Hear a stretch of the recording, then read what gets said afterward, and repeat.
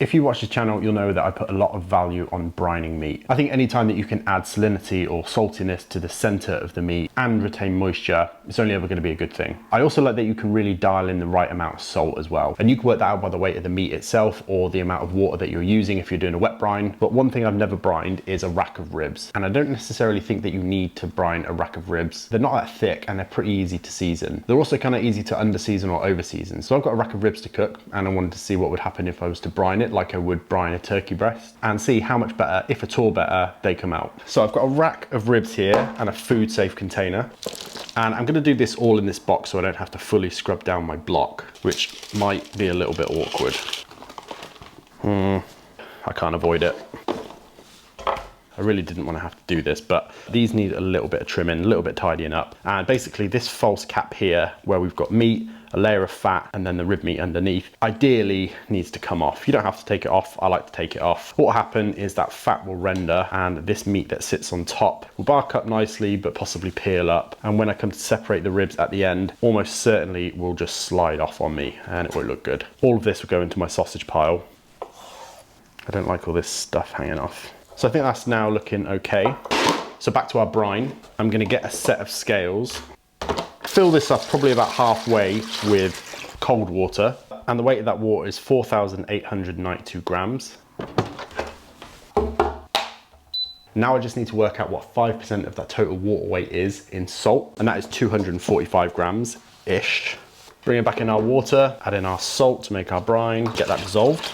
And once that's all fully dissolved, going to go in with our ribs. And now these are going to go to the fridge for about 2 days. So this is definitely overkill for a rack of ribs. Arguably, you don't need to brine them at all. You could just dry brine them if you really wanted to do a brine. But as I say, I had these to cook and I really do like the way you can really dial in the salinity with a wet brine like this. And it works perfectly when I cook turkey, 5% for 1 to 2 days. You get a really nice saltiness all the way through the meat. And the other reason is, this is YouTube and someone might find it interesting. So these are gonna go into the fridge for the next couple of days. So a couple of days later, these really don't look any different. They've been in this 5% salt solution and hopefully they would have taken on a nice amount of salt. And I'm just gonna take off some of that extra moisture. I'm gonna leave just enough to make the rub stick.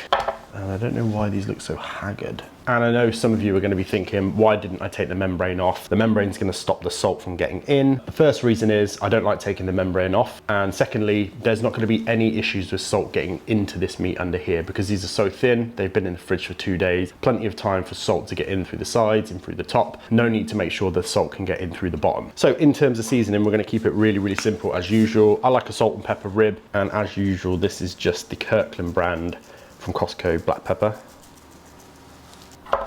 Don't know why these ribs are so jaggedy, but I'm not going to bother trimming them up anymore. So they look pretty good, pretty standard seasoning. Obviously the brine is going to do all the heavy lifting as far as salt's concerned. The pepper's on there for appearance, flavour, texture. So all we need to do is take them outside and get them onto your barbecue of choice. And for me today, that's going to be the Traeger, the pellet grill. To be honest, the reason for that is it's cold, it's wet, it's windy, and I don't particularly want to be outside that much. But to counteract the lack of smoke flavour you get from pellets, in my opinion, I've got a smoke tube rolling, which is what this is. It's just got some oak pellets in it. Get the Traeger turned on, set the temperature to about 165, fire this up, and we're basically going to cook at 165 for about an hour. Hopefully get some good smoke flavour, some good colour before we bump the temperatures up and start actually cooking these ribs. So we'll come back in about an hour. So pretty much 6 hours after you last saw me, these are pretty much done. I think they look pretty good, nice and dark. Basically you didn't need to see me turning the temperature up on these ribs. So I cooked them at 165 for about an hour and then I turned the temperature up to 250 and they've been cooking like that for about the last 5 hours. Nice and tender, take them aside, wrap them up. So there are loads of different ways that you can check whether your ribs are done.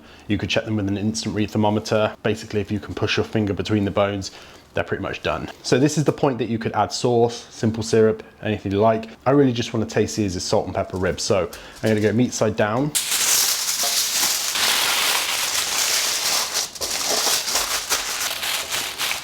So we're gonna let these chill out for maybe half an hour, come back, slice them. Half an hour or so later, these are rested down. Let's open them up and see how they taste.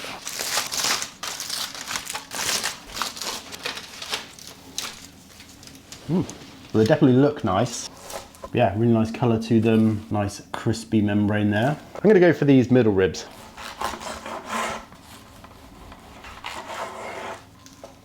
Looking nice and juicy. That's a real nice looking rib. Nice and juicy. Wouldn't say any more juicier than normal, particularly up at this knuckle end. I'll slice a couple more because I know I'm going to eat them. Those look like some nice Texas style salt and pepper ribs. Yeah, definitely happy with the appearance on these. Give it a taste. Comes straight off.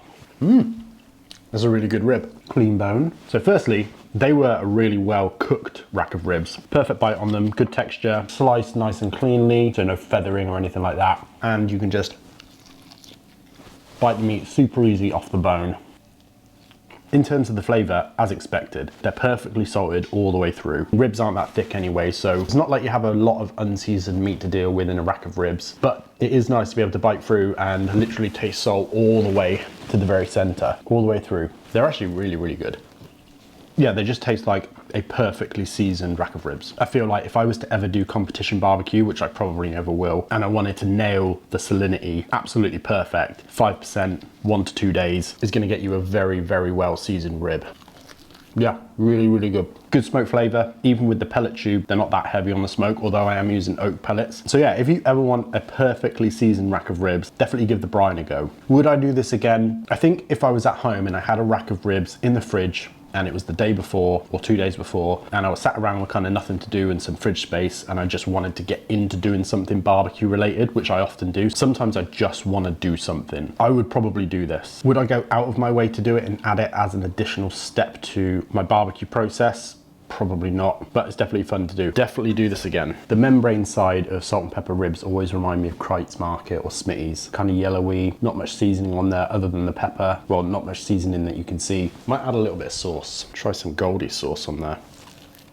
It's good. I don't think it needs it. I know that that wasn't a particularly complex video, barely a recipe in there, but I know there are people out there that find these types of things interesting, give them ideas to do something a bit different. And I also know there'll be plenty of people that have been doing this for years. This isn't anything new, of course, just brining meat. Lots of people brine ribs and all sorts. It's just something that I had never done. And maybe if you're worried about over salting or under salting ribs on a particular occasion, this might be the way to go. If you like this video, please like, comment, subscribe, do all those things. It really, really does help me out. And I'd love to know if this is something you've done before, whether this is something that you've always done, or if this is something that you might give a go. Either way, thanks very much for watching. I'll see you next week for another video.